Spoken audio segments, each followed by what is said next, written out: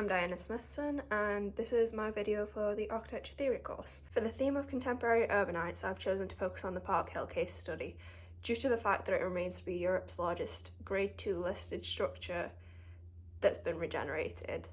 Initially, it was built in the 1950s, and it was seeking to mitigate the issue of unsheltered peoples returning home from the Second World War.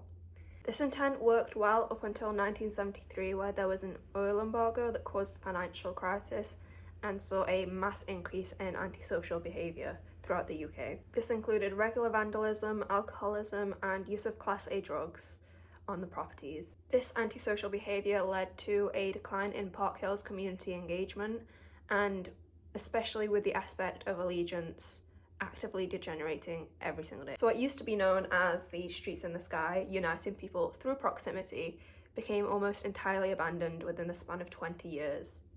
The obtrusive structure with notably dangerous activities seen by caretakers and the public just drove people away from Sheffield, causing major concern for the City Council. Seeing as it was built on brutalist foundations, it became a daunting project for any architect to take on, but Urban Splash collaborated with Hawkins Brown and sought to conserve this structure whilst transforming it for today's demographic.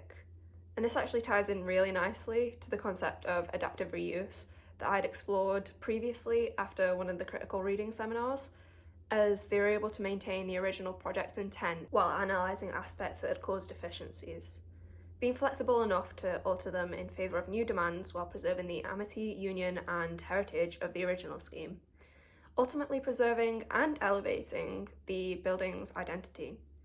So the facade had grown dull over time, and dereliction has put the structure on a functional standby, while a feeling of wariness loomed over the immediate environment.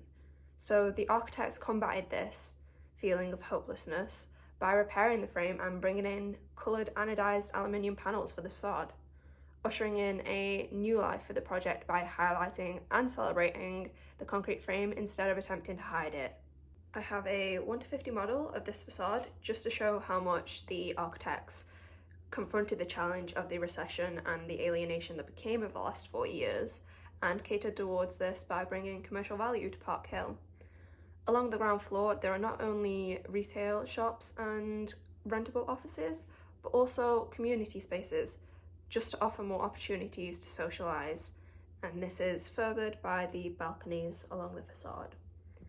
Hence why in my own design I've decided to include balconies and open plans, just so there's more space for communion, as it's just as essential as rest in terms of remaining healthy as humans, because we are social creatures and we've only survived this long due to social responsibility. And just to emphasise one last thing, this model is homogeneous to the rest of Park Hill. It is only a little section of it, but it does further go vertically and horizontally, but it's pretty much the same kind of structure. So thank you for watching my video on contemporary urbanites, and I'll catch you later.